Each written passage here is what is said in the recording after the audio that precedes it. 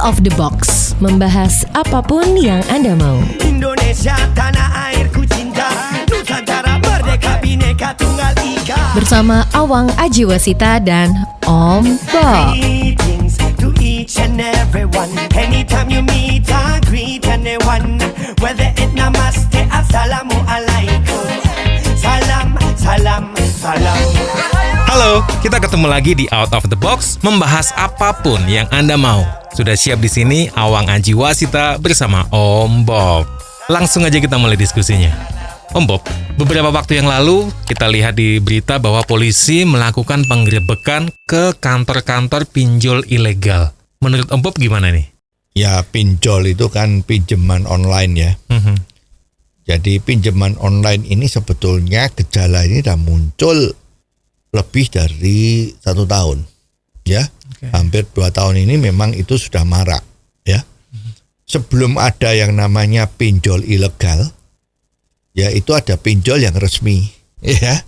Banyak perusahaan-perusahaan yang memang memberi pinjaman secara online, artinya tidak perlu ketemu orangnya, cukup bicara lewat online, pakai teks, yaitu pakai WhatsApp, ya. Paling juga nanti ditelepon aja begitu. Itu sudah ada, ya. Di samping dia ada pinjaman online, dia juga melakukan pengumpulan dana secara online. Ya, jadi kalau ada orang punya uang nganggur, maka pihak yang namanya financial technology ini, jadi pinjol itu kan asal mulanya dari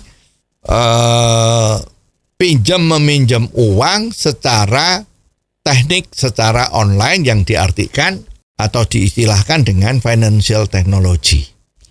Ya, jadi nggak perlu ketemu orangnya. Jadi yang namanya fintech itu ya, yang populer waktu itu sebelum pinjol lebih populer, itu adalah orang bisa punya uang dan dititipkan sama dia.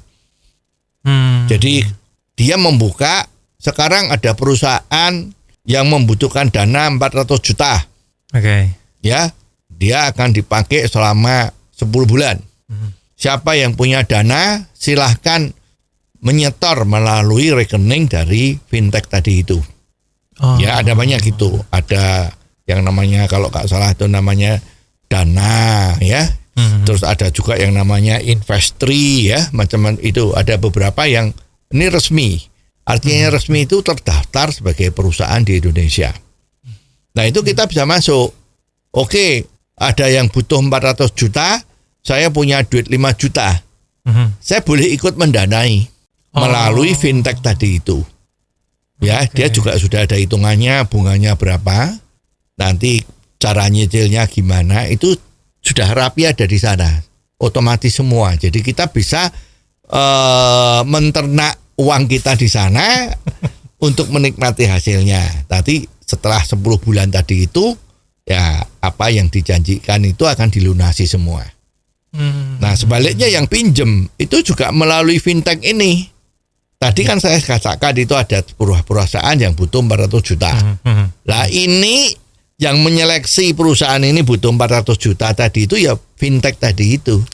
Apakah dia layak dipinjemin? Apakah track recordnya selama ini kalau utang-utang ini bayarnya lancar atau tidak? Itu yang memeriksa itu ya tadi itu perusahaan fintech itu. Nah, jadi perusahaan fintech itu seperti perantara antara yang butuh dana sama yang punya dana. Dia yang ada di tengah. Nah, dia hidupnya dari itu. Ya, dari kanan mungkin dapat komisi, dari kiri dapat komisi gitu, jadi dia hidupnya dari situ. Jadi memang ini enak, ya. Jadi persis marketplace yang ada di yang sekarang penjualan barang-barang online tadi. Itu kan kita buka toko di marketplace. Setelah buka toko, kalau ada orang mau beli, ya tinggal hubungan sama marketplace itu. Uangnya dibayar dulu ke marketplace. Kalau ini udah barangnya udah dikirim, yang beli itu mengatakan sudah terima barangnya, uang itu sama marketplace dikasihkan yang jual. Jadi dia dapat komisi 1% atau 2%. Ya, jadi ini sebetulnya perkembangan dari teknologi yang langsung bisa dirasakan di dalam kehidupan. Ya, seperti persisnya itu orang tidak usah punya pesawat terbang, tidak usah punya perusahaan penerbangan, tapi dia bisa jual tiket. Seperti itu ada yang namanya hotel.com, ya apa booking.com. Itu tidak punya hotel, tapi dia sepertinya punya banyak hotel. Karena dia menyediakan seluruh tempat wisata atau tempat manapun orang yang butuh hotel untuk daerah tertentu manapun tinggal ketik aku butuh hotel, butuh kamar sekian hari di kota ini, dia bisa langsung nunjukin. Ya, jadi itu luar biasa sekali. Betul-betul membantu orang yang membutuhkan. Nah, sekarang di dalam dunia pinjam meminjam uang ini juga tidak luput dari kemajuan teknologi ini. Ya, dulu namanya fintech, sekarang menjadi pinjol, ya, pinjaman online. Nah, yang jadi masalah sekarang ini kan karena banyaknya sekali pinjol-pinjol yang tidak dibayar. Ya, tidak dibayar dan kemudian perusahaan-perusahaan pinjol tadi itu memakai cara-cara kolektornya untuk menarik utangnya itu dengan cara-cara yang mungkin ya tidak seperti biasanya. Nah, ini yang menjadi problem. Tapi kalau kita ngomongin yang fintech tadi Om Bob, apakah sebelumnya itu juga sempat ada masalah-masalah gitu Om Bob? Iya, fintech itu kelihatannya sudah rapi kan. Orang yang mau pinjam duit itu juga diteliti oleh perusahaan fintech tadi itu. Tapi ternyata juga beberapa kali terjadi bahwa apa yang dijanjikan harus dilunasi, itu juga tidak lunas pada saat waktunya. Jadi orang yang punya uang yang sudah ditanam untuk memberi dana untuk dipinjamkan pada perusahaan tertentu tadi itu, akhirnya juga dijanjiin sama perusahaan fintechnya. Mohon maaf, perusahaan ini belum bisa atau belum sanggup melunasi hutang-hutangnya yang dijanjikan bulan kemarin. Oleh sebab itu, otomatis karena dia nggak punya uang untuk nutup. Karena memang dia bukan penjamin ya, dia itu adalah cuman perantara. Ya, jadi dengan model yang seperti itu pun ternyata juga ada yang pinjam tetapi mengembalikan uangnya juga nggak sesuai dengan janjinya. Nah, ini memang dilema di dalam dunia utang piutang tuh ya seperti ini. Nah, sekarang yang jadi masalah kemarin dengan masyarakat itu adalah teknik-teknik menarik utang yang diberikan kepada pengutang itu yang menjadi repot. Ya, karena teknologinya itu pakai teknologi masa kini, teknologi online, maka dia menggunakan taktik yang dikatakanlah caranya itu memalukan orang yang minjem. Ya, kalau secara fisik didatengin, kemungkinan alamatnya tidak bisa ketemu atau gimana, itu bayarnya lebih mahal ya kan. Kirim satu orang debt collector, nah, uang makannya berapa, gajinya berapa, belum ngasih komisi macam-macam. Nah, sekarang kalau pinjol itu kan pinjamannya nggak banyak-banyak, paling 10 juta, 20 juta, 1 juta, itu juga dipinjemin. Nyicilnya seminggu harus bisa lunas. Itu kan ya berat kalau harus ada debt collector untuk keliling untuk nagih. Ya, makanya sistemnya dia pakai yang lebih canggih. Diharapkan orang yang kena masalah tidak membayar utang ini kalau ditagih lewat cara-cara yang sekarang ini ada yang dilakukan oleh pinjol-pinjol tadi itu, mungkin uangnya cepat-cepat kembali. Ya, caranya itu kan seperti ini. Kalau kita mau pinjam lewat pinjol itu selalu ditanya, apakah saya boleh mengambil data kontaknya Anda?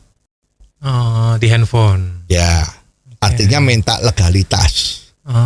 Ya, data ini akan kita gunakan untuk membantu penyelesaian tagihan Anda. Misalnya begitu. Kalau you agree, setuju, nah lancar diteruskan. Kalau nggak setuju? Kalau nggak setuju ya nggak jadi pinjem karena sistem udah ditutup. Okay. Nah, kebanyakan orang-orang yang kena masalah itu dia agree, setuju. Ya pakai bahasa Indonesia kan setuju atau tidak. Kalau tidak, begitu tidak ya udah nggak bisa diterusin. Oke. Begitu setuju diterusin. Namamu siapa?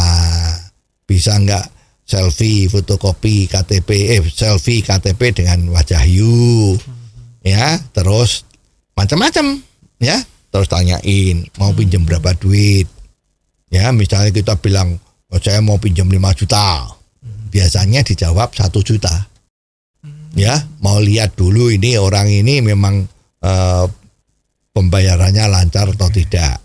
Ya, kalau langsung dikasih 5 juta, nanti kalau bayarnya nggak lancar kan susah. Ya, sebetulnya jadi perusahaan pinjol itu juga pengennya lancar-lancar. Ya, lancar-lancar saja. Kalau utang 5 juta ya dibayar dalam 2 bulan, ya seminggu misalnya berapa itu? Seminggu 500.000, sebulan kira-kira 2,5 juta, ya 5 bulan kan Pak Bu ya selesai kan.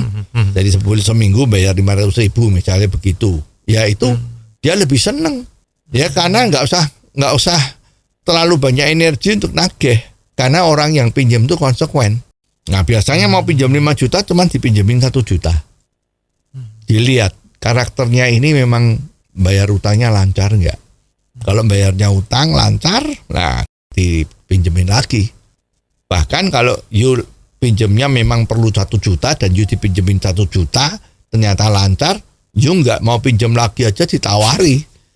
You mau pinjam lagi nggak nih, limit tak naikkan. Nah gitu. Karena orang yang pinjam uang dan bayarnya itu lancar, itu namanya kan kredit tidak macet ya, kredit lancar. Ini orang yang punya uang senang sekali. Uangnya dia mana terus kan. Nah sekarang yang timbul masalah ini kalau bayarnya macet. Ya tadi kan kita katakan biasanya kalau kredit macet itu dengan model-model seperti ini atau dari BPR atau koperasi itu kan terus mengirim orang debt collector datang ke perusahaannya, ke toko, ke rumahnya untuk narik uang. Ya. Sekarang yang paling populer kan juga itu, kalau utang sepeda motor, cicilannya lambat atau tidak dibayar 3 kali 4 kali berturut-turut, maka debt collector bergentayangan. Ya, cari orang yang di dekat rumahnya atau di jalan-jalan yang ramai. Begitu berhenti kelihatan itu motornya langsung diambil. Ya, jadi lebih kasar gitulah secara fisik ya. Dan itu memang kemarin juga jadi geger kan, karena ternyata yang bawa kendaraan yang akan disita itu ternyata bukan yang minjem, tapi dia lagi cuman diminta tolong sama yang minjem membawa mobil itu sehingga geger. Ya kebetulan yang bawa itu pejabat negara atau aparat gitu. Nah, ini kan jadi nggak karuan nih. Nah sekarang yang di tempatnya pinjol ini nggak model begitu. Ya tapi dia mengambil data yang di dalam handphonenya. Ya, sekarang sistem IT atau sistem handphone sekarang itu kan canggih.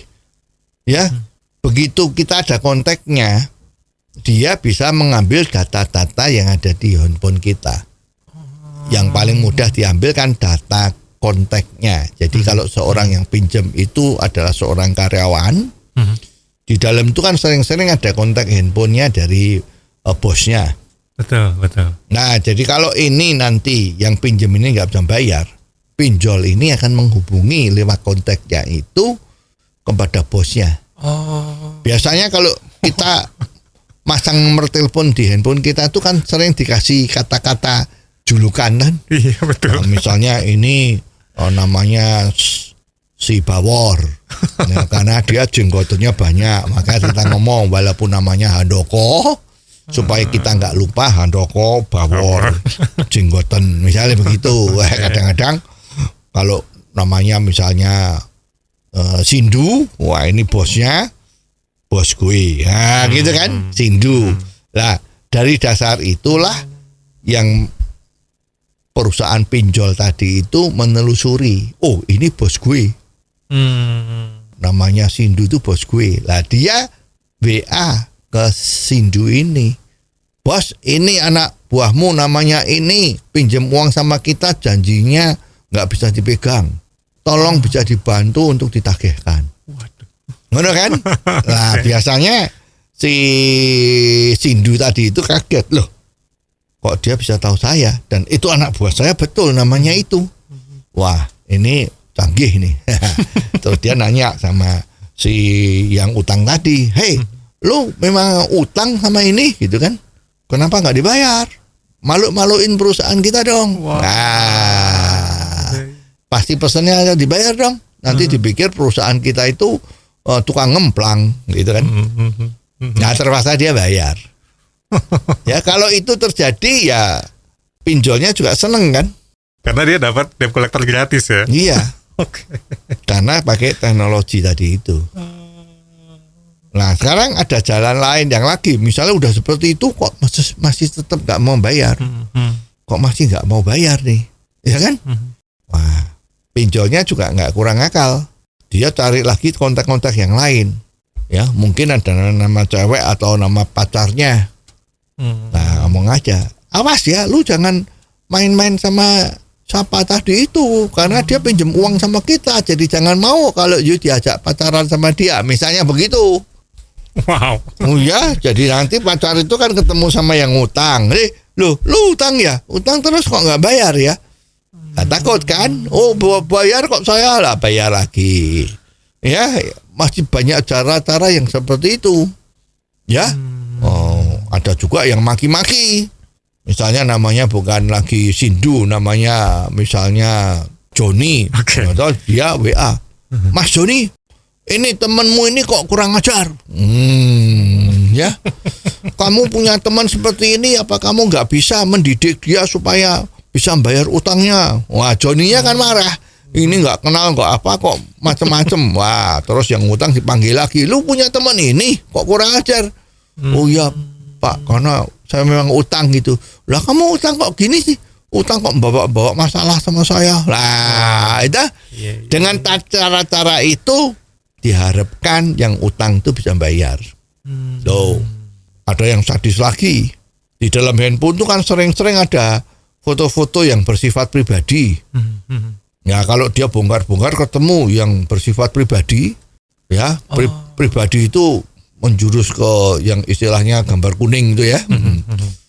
Diancam itu biasanya. Kalau lu nggak bayar tanggal ini jam ini, maka foto you itu kita sebarkan.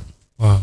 Seluruh kontak-kontaknya. Lah kalau memang dia punya foto yang sangat sensitif pribadi begitu kan takut. Ini caranya salah caranya nagih begitu. Ya tapi ini yang pinjol ini juga sering-sering kurang ajar. Ya sering-sering kalau tidak ada foto yang hebat, yang sure, yang begitu ya, itu dia cari gambar di internet yang orang lain, terus gambar kepalanya diganti orangnya. Ya kalau orang pinjam itu kan biasanya itu kan PP-nya itu ada foto-fotonya dia itu.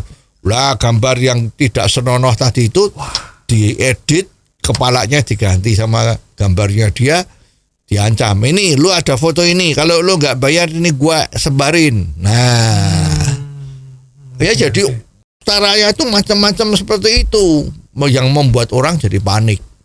Oke. Tapi kalau cara seperti itu apakah tidak melanggar hukum, Om Bob? Ya, kalau menurut caranya seperti ini ya, kalau memang dia berani nyebarkan gambar yang tidak senonoh itu ya dia melanggar undang-undang ITE. Ya, karena menyebarkan gambar pornografi misalnya. Tetapi yang disebarkan itu gimana? Kan jadi malu. Jadi dia berusaha sedemikian rupa agar supaya bisa bayar, agar itu jangan diedarkan.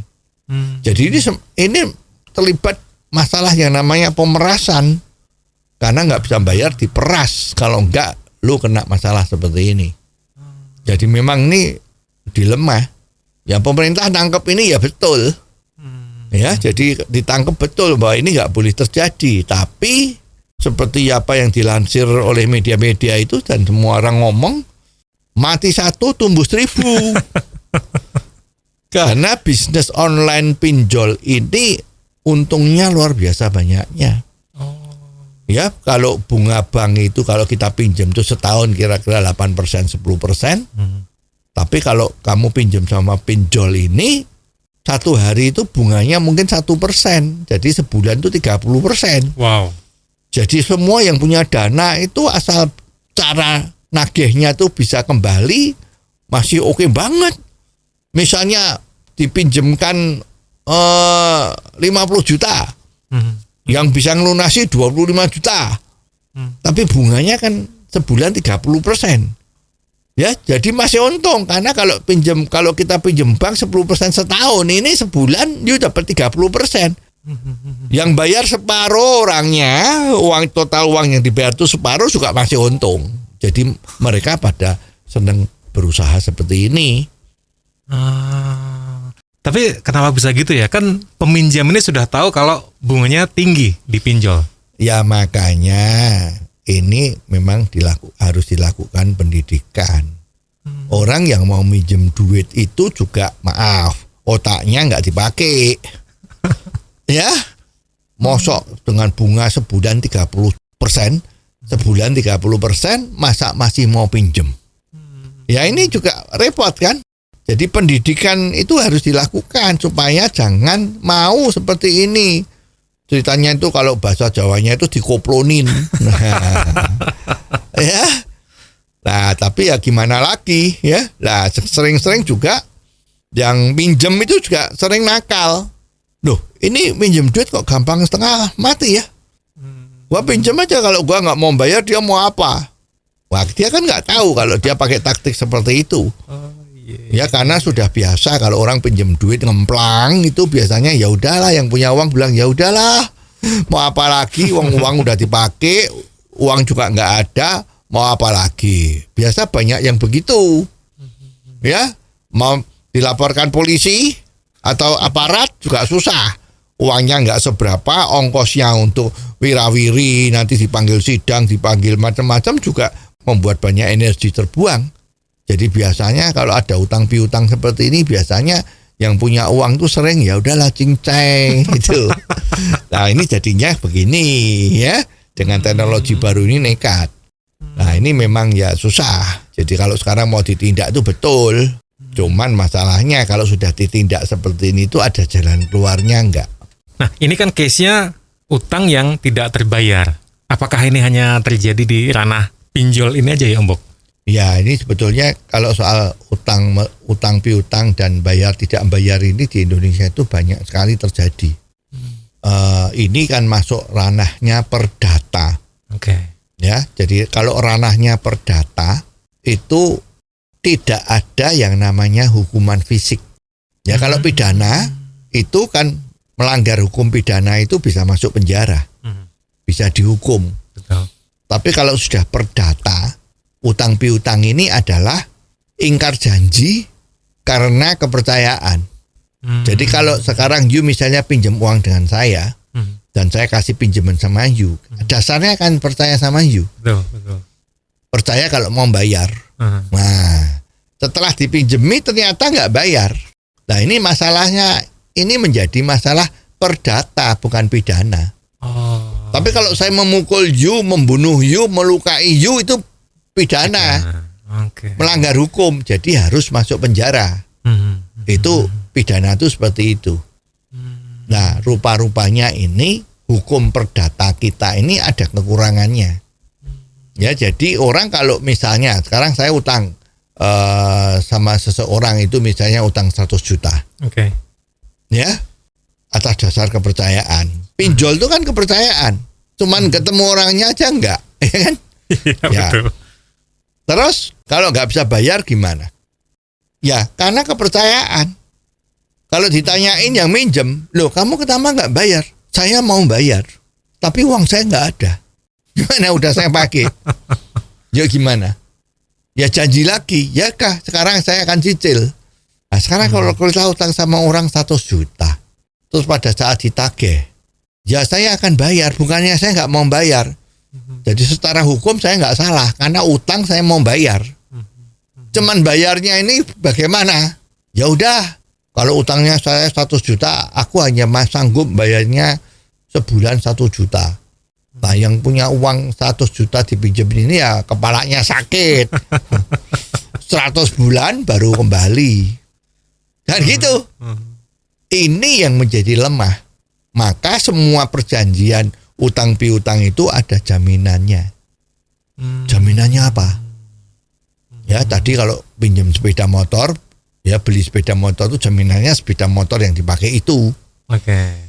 Ya, dengan janji kalau aku nggak bisa bayar maka sepeda motor ini akan ditarik.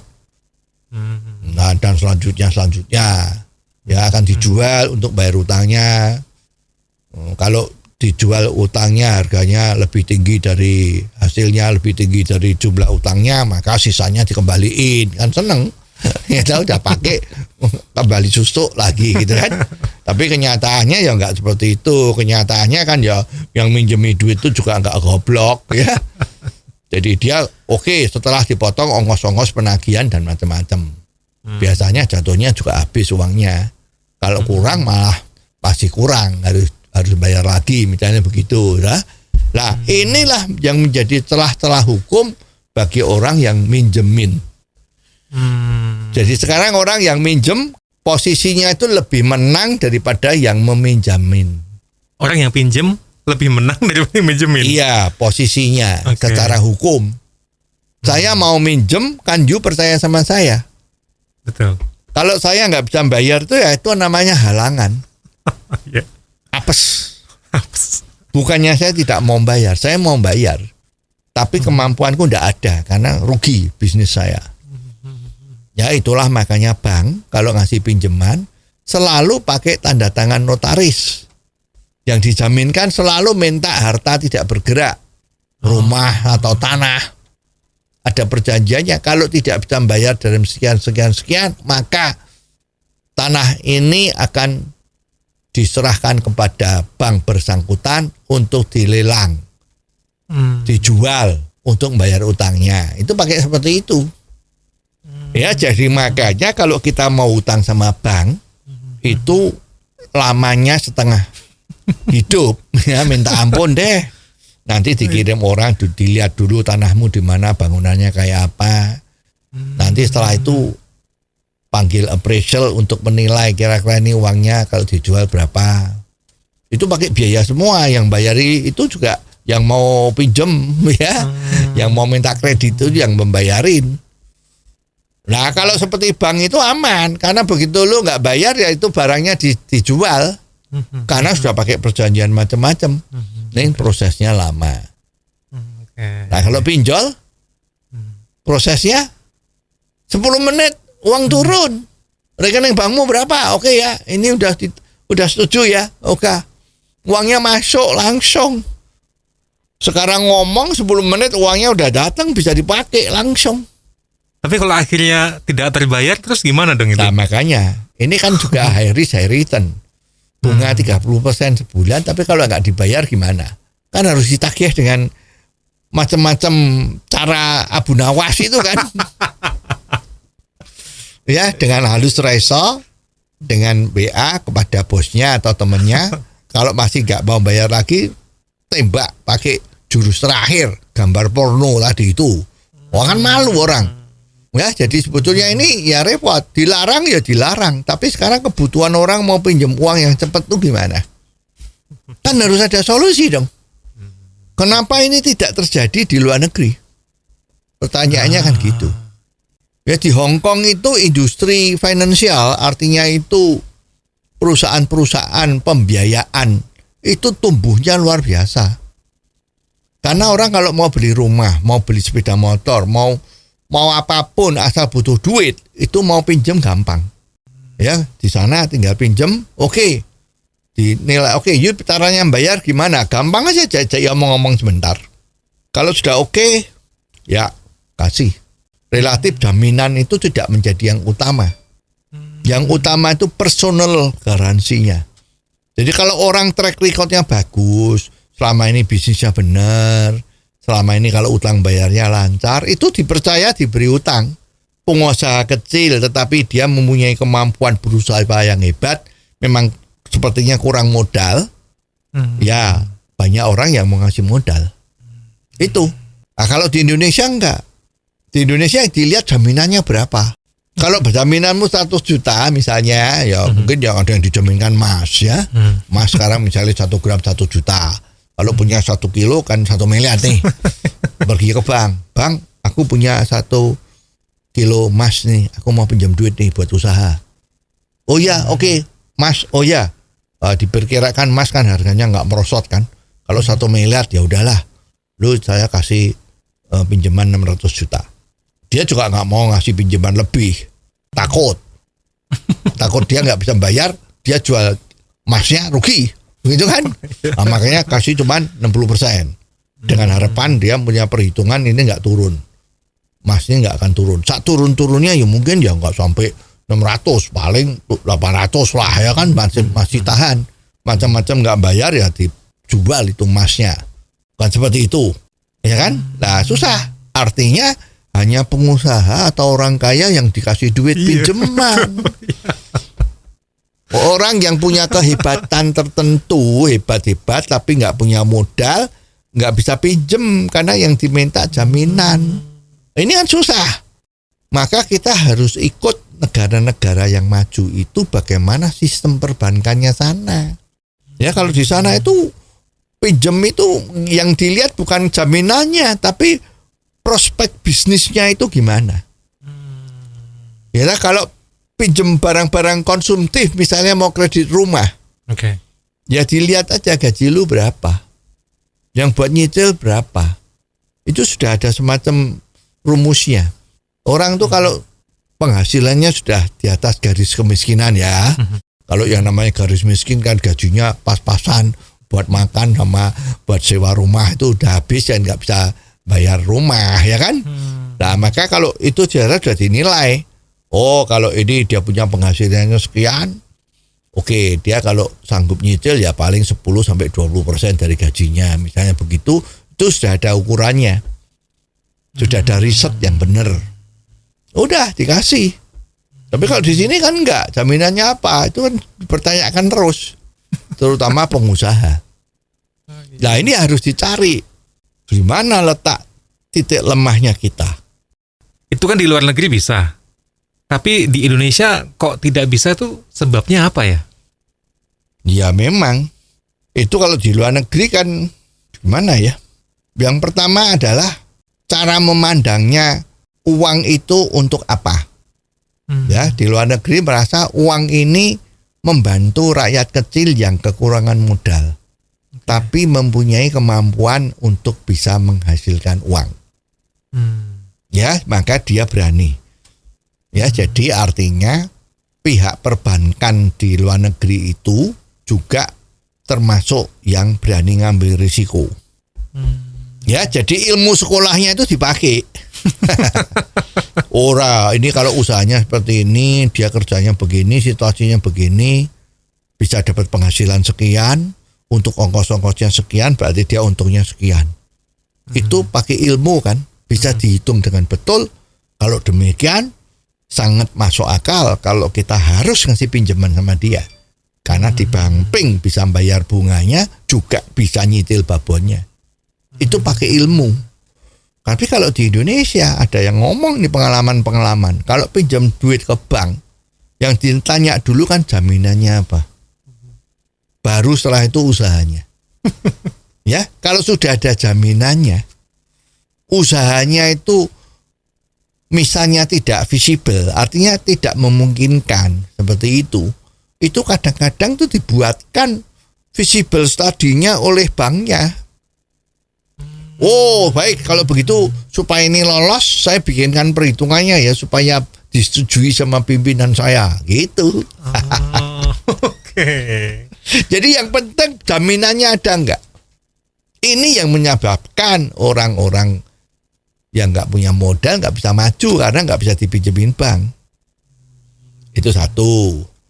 Nomor dua ya memang track recordnya selama ini banyak masyarakat kalau udah dipinjemin uang tanpa jaminan itu sering-sering menganggap enteng. Jadi nggak bayar ya nggak apa-apa lah.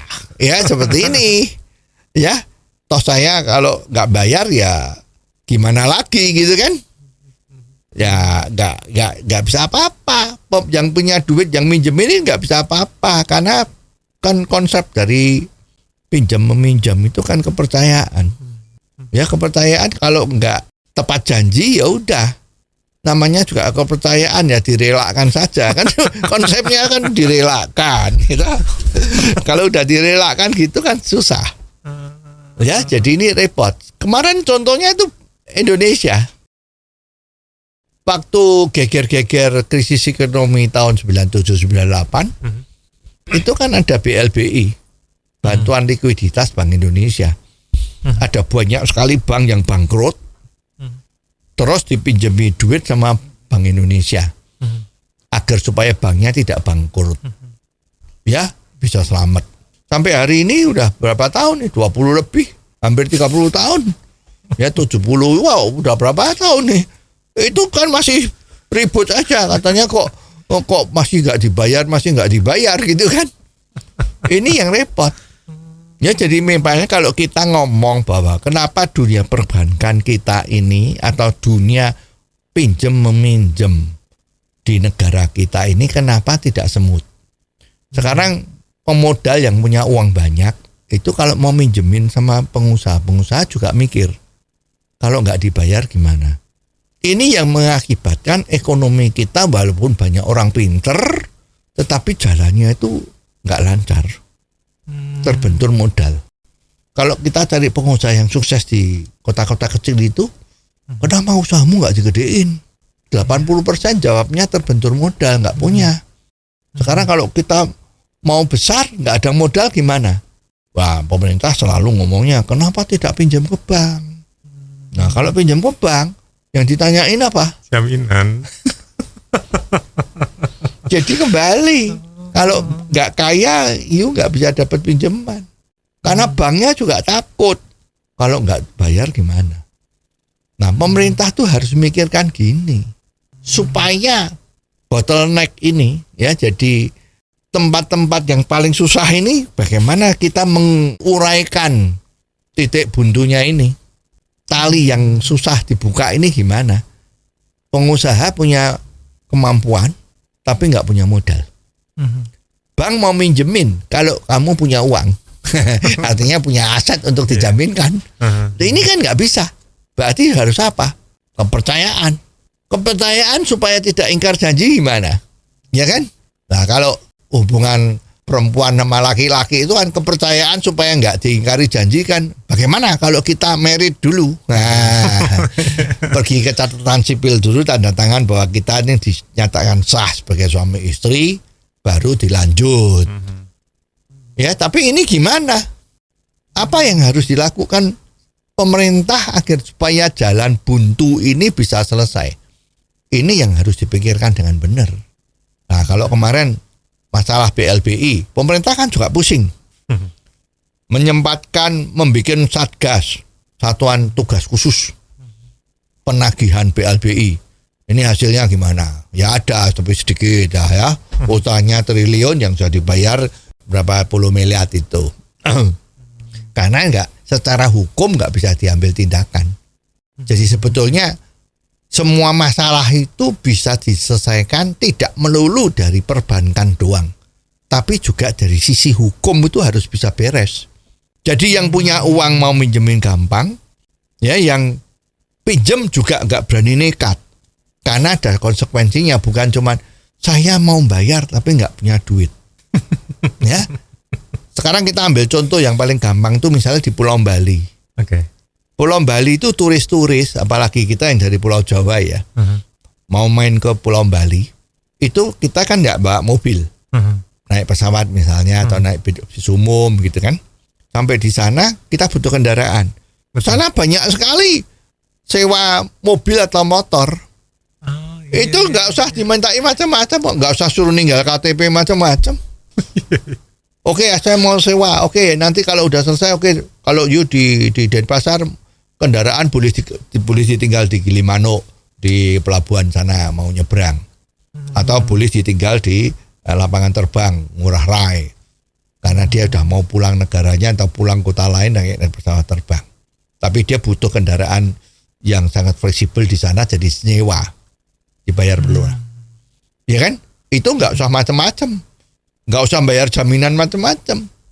Kenapa? Nah di Indonesia ini kan sudah diterapkan di Bali. Sepertinya perusahaan-perusahaan rental apapun sudah ada kesepakatan bersama dengan kepolisian bahwa kalau kendaraan-kendaraan yang nomor polisinya itu DK itu kan nomor polisi Bali ya, akan meninggalkan pelabuhan, itu harus diminta STNK-nya. Kalau you tidak bawa STNK, maka mobil, motor itu nggak boleh ikut berangkat. Jadi orang yang nyewakan mobil motor di Bali itu ya santai aja, karena STNK-nya masih di tangannya kan. Nah, berangkatlah. Kalau di tengah jalan atau dia kepengen nakal dibawa pulang ke Jawa atau nyebrang ke Lombok, ya kan? Itu di pelabuhan udah nggak bisa naik. Mana STNK-nya? Nggak bisa. Jadi ada keamanan. Nah ini juga begitu. Sehingga perusahaan rental di Bali itu termasuk perusahaan rental yang paling menguntungkan dan perkembangannya paling besar di seluruh Indonesia. Nah ini coba kita terapkan di dalam urusan utang piutang uang. Pokoknya utang piutang, mau pinjem, mau beli mobil, mau beli apa, pokoknya perusahaan-perusahaan sekuritas tadi itu ya, pembiayaan tadi itu bagaimana supaya bisa selamat. Yang minjemin seneng, yang pinjem seneng. Ya, kalau lewat pinjol ini kan bunganya udah mencengkek, nggak karuan. Tapi yang punya uang juga mikir, kalau nggak dibayar gua susah, maka bunganya tinggi nggak karuan. Caranya nagih juga istimewa. Tapi kalau ada satu lembaga yang bisa diandalkan, itu semua happy. Yang minjem happy, yang punya modal happy. Aparat juga happy karena nggak banyak urusan lagi, urusan kayak gini. Tapi model seperti itu apakah memang pernah ada? Kalaupun pernah ada, apakah perlu diadakan lagi, Bob? Iya, ini. Kemarin kalau kita ngikutin berita-berita pada saat pemerintah membentuk Satgas BLBI tadi itu, terbetik ada perkataan dari menteri kita bahwa ini kalau sampai memang mereka tidak mau membayar, maka orang yang bersangkutan akan kita tangkap untuk masuk ke penjara. Nah ada yang tanya, loh ini kasus kayak gini apa bisa masuk penjara? Kan dijawab, bisa saja. Kita kan pernah punya yang namanya hukum atau lembaga giseling. Dulu aturan ini dibuat oleh undang-undangnya yang selalu kita katakan undang-undang kolonial. Karena ini adalah peninggalan zaman Belanda. Jadi tahun 50-an ke atas itu kalau nggak salah ini aturan ini tidak diberlakukan lagi. Karena dianggap bahwa aturan ini tidak berperi kemanusiaan. Itu aturan yang seperti apa sih, Om Bob? Ya, undang-undang giseling ini dulu adalah kalau you punya utang sama seseorang, dan ternyata you tidak membayar, apapun alasannya, maka yang mempunyai piutang, dia boleh melaporkan kepada aparat. Oke. Ya, terus orang tersebut ditangkap sama aparat, ditahan, ya cara kasarnya kan dipenjarakan. Tetapi bukan jadi beban negara. Jadi dia ditangkap, ditahan karena punya utang yang tidak dibayar. Dan selama di penjara itu, dia dikasih makan. Yang bayarin biaya makannya itu, kalau dia sakit juga ke dokter kan, yang bayarin adalah yang punya piutang. Jadi ini namanya orang tidak membayar utang, ditahan secara fisik, sampai dengan utangnya lunas. Tapi yang lunasin siapa dong? Iya, memang dia kalau ditangkap kan nggak bisa berusaha lagi ya kan. Iya, Makanya ini kok sepertinya tidak ada peri kemanusiaan gitu ya. Yang lunasi ya terserah dia cari. Apakah minta bantuan saudaranya, minta bantuan teman-teman sekolahnya, minta teman-teman dulu yang sekolega sama dia pernah kerja bareng atau apa-apa, terserah. Pokoknya utang ini harus dibayar baru bisa keluar. Terserah. Jadi peri kemanusiaan ini sebetulnya berlaku untuk dua pihak. Yang minjemin duit kan juga harus diperlakukan peri kemanusiaan dong. Kok enak aja, Ya, pinjem kok nggak dibayar nggak apa-apa. malah yang tidak bayar itu lebih galak. Seperti sekarang ini BLBI kan gitu, yang nggak bayar bilang, loh saya sudah lunas. Ini udah urusannya udah 30 tahun kok baru ditagih sekarang lah. Yang punya piutang malah disalahkan. Nah, lembaga ini ya harusnya jangan dibunuh. Lembaga giseling ini harus jalan terus. Namanya kan hukum penyanderaan karena utang piutang. Ini nggak ada yang dirugikan. Jadi kalau ini berlaku lagi, pemerintah boleh mengambil kebijakan. Bunganya nggak boleh tinggi-tinggi, maksimum sekian misalnya. Oke. Karena udah dijamin dengan undang-undang kalau dia nggak bayar masuk penjara. Ya jadi betul-betul yang minjemin juga dilindungi. Kalau sekarang yang ngutang yang dilindungi. Kalau you mau nagih, nekat-nekat nagihnya dianggap membuat orang tidak enak. Misalnya loh, kita utang terus rumah kita tiap hari didatengin penagih-penagih yang serem, potongannya seperti preman misalnya, pokoknya yang bikin orang takut itu lapor polisi. Saya nggak tenang ini. Saya utang, tapi kok didatengin sama orang-orang yang seperti ini, saya merasa terganggu. Nah, itu yang dilindungi. Tapi yang ngutangin nggak dilindungi, kan berarti nggak adil. Jadi sebetulnya masalah ini akan selesai kalau undang-undang ini diberlakukan lagi. Undang-undang giseling tadi itu. Penyanderaan karena tidak membayar hutang. Ini kalau berlaku, pastilah industri pembiayaan di Indonesia akan maju, ekonominya juga akan maju, karena orang yang nggak punya duit bisa pinjam duit untuk modal usaha. Kalau dia gagal, maka pasang badan, maka dia berusaha supaya bisa berhasil. Kalau nggak berhasil, minta tolong teman-temannya untuk bantu. Ya bantunya nggak terus, sekali ya, aku bantu lu ya. Kalau besok dia mau usaha lagi, ya lu aja ngitungnya salah. Masa ada orang ngutang, ngambil barang lu nggak bayar, lu diem aja, ya mana kamu bisa untung? Nggak akan begitu kan. Jadi satu-satunya jalan keluar adalah menurut saya ya lembaga giseling ini harus dinyalakan. Jangan mikir ini produknya kolonial. Dan kita ingat itu orang Deng Xiaoping itu dari Tiongkok yang membuat Tiongkok maju. Tidak peduli kucing mananya hitam atau putih, asal dia bisa nangkep tikus, kita pakai dia untuk tangkap tikus. Ini juga begitu. Tidak peduli undang-undang ini asalnya kolonial atau bikinan sendiri. Asal itu bisa menyelesaikan masalah ini, utang piutang yang supaya bisa lancar semua ini, ya kita pakai. Jangan cuma mikirin ini kan bikinan kolonial. Berarti kalau dipakai nggak bagus, ya belum tentu. Yang penting tujuannya untuk apa. Nah ini kalau jadi, kita kepengen lihat, pasti ekonomi Indonesia akan maju dengan cepat menuju tahun 45 yang kita dongak-dongakkan itu.